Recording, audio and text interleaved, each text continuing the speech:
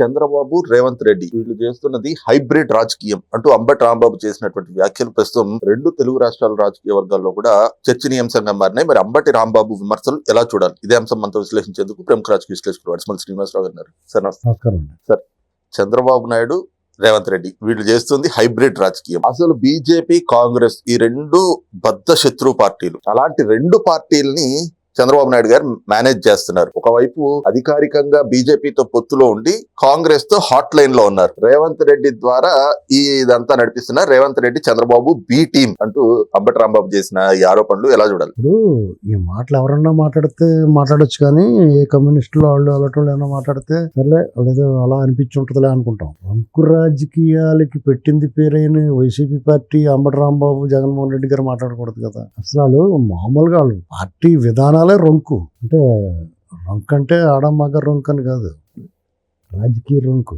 వీళ్ళు కేంద్రంలోనే ఎవరితో రొంకుతో ఉన్నారు వీళ్ళు. నేను ఓపెన్ గా చెప్తున్నాను. దాంట్లో వాళ్ళు వద్దని వీళ్ళు చిచ్చు అనగాని కూడా పాగులాడతలేదా? ఇవాళ మనం నిజమా ఒట్టిదా ఇవన్నీ పక్కన పెట్టండి. ఈ ప్రపంచం అంతా ఏమనుకుంటుంది, నేను ఎవడొకటి కాపాడుతున్నాడు కాబట్టి రోడ్డు మీద తిరగలుగుతున్నావు, లేకపోతే నువ్వు ఎంత తిరుగుతావు, నువ్వు ఇలా ఎందుకు వదిలేసి ఉంటారని అంటారు కదా. ఉత్తిపోయినా నీ ముఖం చూసి చాలా బాగున్నావు అని వదిలేయారంటారా? వాళ్ళతో రొంకులో ఉండబట్టే కదా ఉన్నా కదండి. కేసీఆర్ గారితో మీదేమన్నా పవిత్ర ప్రేమ?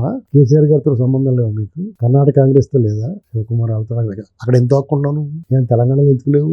ఇది కాంగ్రెసే కదా. కర్ణాటక ఎంత హక్కుంటుంది వెళ్ళి అంటే నీకు అక్కడ రంకు ఉంది. ఉంటే ఉందేమో. రేవంత్ రెడ్డి గారు ఇవాళ కాదు ఎలా లేడు. పిసిసి అధ్యక్షుడు అయినప్పుడు అవ్వకముందు కూడా తను విడిచిపెట్టి వచ్చిన పార్టీ పట్ల నేను అదే గౌరవ భావంతో ఆ నాయకుడి పట్ల గౌరవం, అభిమానంతో ఉంటాను. పార్టీ విడిచిపెట్టినంత మాత్రం నన్ను దూషించాల్సిన అవసరం లేదు.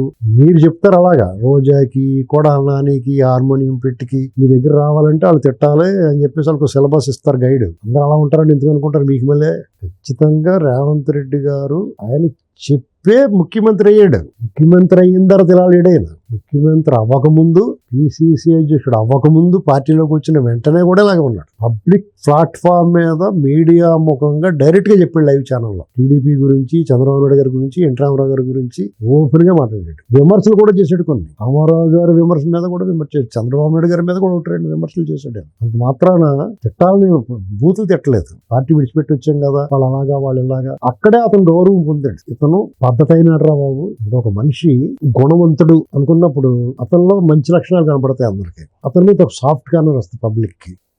ఇప్పుడు కొడాలని ఉన్నాడు, అతను తిట్టినంతసేపు మీరు ఎంజాయ్ చేశారు, ఎవరి బాధపడ్డారు. పార్టీ సంకనాకి పోయిన తర్వాత మీరు ఏమన్నారు, ఈడి వల్లే ఓడిపోయింది అన్నారు. అవునా కదా? అయినా మీకు సిగ్గాలేదు. ఇంకా వాళ్ళ చేత మాట్లాడుతారంటే మీలో ఒక మార్పు రాదు. ఇవాళ తెలంగాణలో ఆయన విగ్రహం, ఎన్టీ రామారావు గారు విగ్రహం ఆవిష్కరించేశారు. నిజంగానే తెలుగు జాతికి ఎన్టీ రామారావు గారు ఒక ఐకాను. తెలుగోడు ఎక్కడున్నాడు ఏమిటో అనుకున్నప్పుడు తెలుగోళ్ళు రా అని చెప్పుకోవడానికి పనికి వచ్చింది ఎన్టీ రామారావు గారు పార్టీ పెట్టడం. ఆయన ఆత్మగౌరవ నినాదం. తెలుగోళ్ళు అందరూ గర్వంగా ఉన్నారు. నిన్ను నీ గ్యాంగ్ ని మడతలు పెట్టేసిన తెలుగుదేశం పార్టీ అంటే సహజంగానే మీకు కోపం ఉంటుంది, కాంగ్రెస్ వాళ్ళు అందరికీ కోపం ఉంటుంది. అయినా సరే కాంగ్రెస్ పార్టీ ముఖ్యమంత్రి అధిష్టానం లేదా, తెలియజేయడా, వాళ్ళు తెలియకుండా జరుగుద్దా వాళ్ళు ఏం మాట్లాడినా? అంటే మీరనేది ఏంటంటే వాళ్ళతోటి చంద్రబాబు నాయుడు గారు ఎవరితో ఉండాల్సిన అవసరం లేదు, ఉండాలనుకుంటే ఎవరితోనే ఉంటాడు. ఆయన కూడా ఇప్పుడు స్టేట్ కి నేను కన్సర్న్ అవుతాను, నాకు వేరే రాజకీయాలు వద్దనుకుంటున్నాను. మీకు మళ్ళీ తెర వెనక భోగోతాలు ఉండవు. ఆయన దగ్గర పొత్తులు పెట్టుకుంటే డైరెక్ట్ గా పెట్టుకుంటాడు. మీరు అంటారు కదా సింగిల్ గా రమ్మను, పొత్తులు లేకుండా ఇప్పుడు రాలేదు, వాళ్ళు ఏం పెట్టుకుంటే పొత్తులు డైరెక్ట్ గా పెట్టుకుంటారు. రొంకే వారాలు చేయరాడు.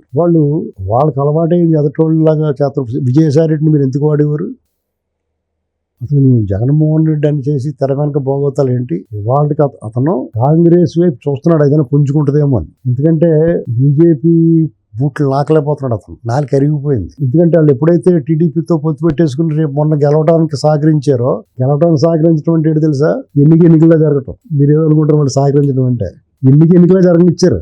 లేకపోతే నీ దౌర్జన్యాలు, నీ ఇష్టమైనట్టు వాళ్ళ అండ చూసుకుని నువ్వు బేబత్సం సృష్టించేద్దు. అక్కడ నీ పిన్నెల రామకృష్ణారెడ్డి చూసాం కదా, వాళ్ళు భోగోతాం. ఇంకొక ఎమ్మెల్యే ఆడేమో దాని కూడా ఒక ఆయన పాపం. ఇలాంటి అన్ని చోట్ల అన్ని రకాలు చేసేద్దని మీరు తోలు తీస్తారు. ఎలక్షన్ కమిషన్ చట్టం తన బంధం చేసుకుంటూ పోయింది, రాజ్యాంగం ఉన్నాయి. దాంతో మీ ఆటలు సాగలా. అదే ఖచ్చితంగా బీజేపీ మీ ఏపీ ఉందనుకోండి, వాళ్ళు చూసి చూడండి వదిలేస్తారు, మీ ఇష్టం చేస్తారు.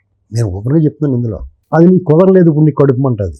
బీజేపీ మాకు దెబ్బేస్తుంది, మమ్మల్ని కాదని పోయారు, 4 బూట్లు 4 ఎదిగిపోయేలాగా నాకేం మనం అనుకుంటున్నారు మీరు. వాళ్ళకి బొమ్మరిల్లు సినిమాలో లాగా నీ చేతులు వాళ్ళ చేతిలోనే ఉన్నాయి, ఇంకా దీన్ని వదిలేదు వాళ్ళు. కాబట్టి నువ్వు ఇలా నోటికి వచ్చినట్టు మాట్లాడగలుగుతున్నావు, రోడ్డు మీద తిరగలుగుతున్నావు. వీళ్ళు కూడా ఎవరు ఆపినా ఎవరు అడ్డొచ్చినా లోపల వేసేయగలరు నేను, ఎందుకంటే నువ్వు చేసిన నేరాలు కాబట్టి. కానీ వీళ్ళకి బేసిక్ వీళ్ళకి ఆ ఉద్దేశం లేదు. చట్టమే నిన్ను లోపల వేయాలి. వీళ్ళు అనుకుని వేయరు, నువ్వు అనుకున్నప్పుడు వేయరు. చట్టం ఎప్పుడు వేస్తే అప్పుడే ఏనిస్తారు, అడ్డం పడరు వేయటానికి. అర్థమైందా? కాబట్టి మీ కడుపు మంటతో మాట్లాడడంలో అర్థం ఉంది, బాధ ఉంటుంది. కడుపులో నిప్పులు, చింత నిప్పులు మింగేసినట్టు ఉంటుంది, కడుపులో బర్న్ అయిపోతూ ఉంటుంది. ఎన్టీఆర్ విగ్రహం, అక్కడ కాంగ్రెస్ ముఖ్యమంత్రి మాటలు, మీ ఓడు కేసీఆర్ గారు మరతడిపోతాడు. ప్రతి తెలుగుదేశం వాళ్ళందరూ ఇక్కడ ఎన్డీఏ పోటీ చేయకపోతే డైరెక్ట్ గా కాంగ్రెస్ వేసి పడతారు. ఓ 15-14% ఉంటుంది. మీరు ఏమనుకున్నా ఎంత ఏడ్చినా మీ ఓడికి అది కూడా ఉండదు ఇక్కడ. అర్థమైందండి? వీళ్ళ పవన్ కళ్యాణ్ గారు కూడా మొదలెడుతున్నట్టు మీరు కూడా ఆయన కెలికి మామూలుగా మీరు ఆ మధ్యలో ఒక మంచి నిర్ణయం తీసుకున్నారు. పవన్ కళ్యాణ్ గారు జోలికి వెళ్ళకూడదండి. ఆయన ఎప్పుడైతే 10 ఏళ్ళు కలిసి ఉంటాం, 15 ఏళ్ళు కలిసి ఉంటాం అంటే ఓ కొంతమంది తొట్టిగాంగిన ఆయన మీద గుసుకొలుపుతున్నారు. ఆయన తిక్కరేగి 20 ఏళ్ళు కలిసి ఉంటా ఉంటాడు ఈసారి. అర్థమైందా?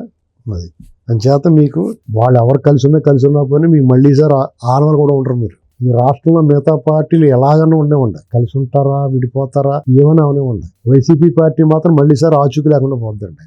మళ్ళీ ఒక్కసారి పోటీ చేస్తారు అంతే, ఆ తర్వాత మీకు కనపడదు. వీళ్ళందరూ చల్లా చెదిరైపోతారు. ఇటువంటి వాళ్ళు అందరూ ఇప్పటికే చాలా మంది దారులు వెతికిసుకున్నారు. వాళ్ళు కొంచెం ముందు చూపు ఉన్నవాళ్ళు, వీళ్ళు కొంచెం అవివేకులు, ఏదో తప్పనిసరి పరిస్థితి, లేకపోతే ఎవరిని రానివ్వకపోవటం. అక్కడ వాళ్ళు రాజకీయం కూడా చేస్తారు. వాళ్ళు చేసి రాజకీయం ఏంటంటే నువ్వు కోరుకున్నట్టుగా నిన్ను తనట్లేదు, కొట్టట్లేదు, లోపల వేయట్లేదు, అదే రాజకీయం. నువ్వేం కోరుకున్నావు? వాళ్ళు రావటం మా మీద దాడులు చేస్తారో, లోపల వేసేస్తారో, మా మీద కేసులు కట్టేస్తారో అనుకుని వీళ్ళు ఇంకా మొదలెట్టక ముందే ఢిల్లీ వెళ్ళిపోయి లబోదీపమన్నావు. పిచ్చోళ్ళ చూసారు నేను ఏం చేస్తున్నారని. నేను ఇక్కడ 2 ఏళ్ళైనా ఏం చేయలేదు. వీళ్ళ కార్యకర్తలు అందరూ కూడా నిజంగా వీళ్ళ కార్యకర్తల కోపం నీ మీద తగ్గకుండా కాపాడుతున్నారు. వాళ్ళు ప్రజల్లోనూ కార్యకర్తల్లోనూ నీ మీద ఉన్న కోపాన్ని సస్టైన్ చేసి ఉండిచ్చారు. అలాగా రగిలిపోతా ఉన్నారు ఎవరి మీద, నీ మీద. అందులో కొంచెం వీళ్ళ మీద కూడా ఉంది కోపం వాళ్ళకి. ఆ కోపం ఎలాంటిదంటే ప్రేమాగ్రహం. నీ మీద మాత్రం కసి మళ్ళా ఇంకోసారి ఓడిస్తారు. నిన్ను ఇంకోసారి ఓడిచ్చిదాకా వాళ్ళు నీ మీద కోపాన్ని తగ్గినవాళ్ళు. ఇది రాజకీయం అంటే. ఇలాగే తింగరమోహం వేసుకుని అరెస్టులు, ఈడ్చుకొట్టేయడాలు, కేసు లేకుండా, ఎఫ్ఐఆర్ లేకుండా అరెస్ట్ చేయడం, వాళ్ళని మేనేజ్ చేసి బెయిల్ రాకుండా చూడటం కాదు అసలు